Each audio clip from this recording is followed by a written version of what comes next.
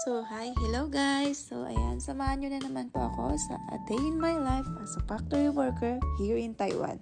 So, ayan guys, samahan nyo po akong pumasok sa aking pinagtatrabahuan dito sa Taiwan. Ayan, so, galing po sa apartment, maglalakad po muna ako papunta dun sa may kanto kung saan ako nasakay at aantayin ko doon ang aking service. Ayan, so dito lang naman po ako sa may kanto nag-aantay.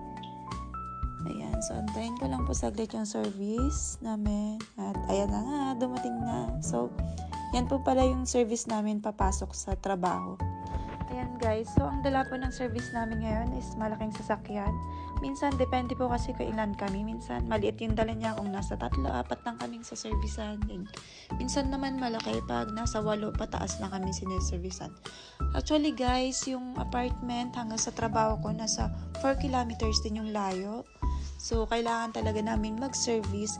Pero yung iba naman dito na marunong mag-motor or mag-e-bike, ayan, yun po yung gamit nila.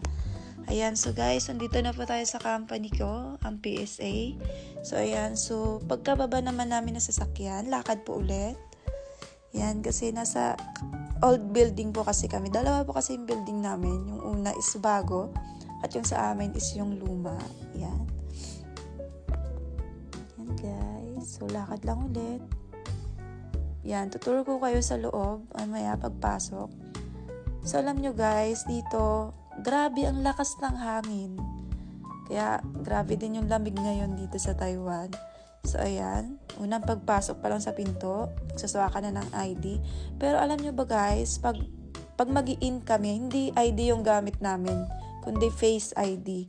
Para sa mga laging late dyan, wala kayong kawala. Kasi dati, pinapasuyo lang namin yung ID namin, para, lalo pag late na kami, para mai-in na. Pero ngayon, naging na yung mga Taiwanese. So, ayan. Nakapag-in na. Ito pala yung mga shoe locker namin, guys. So, ayan. Punta na tayo sa workstation ko. So, ayan. Sa basement pala ako naka-assign.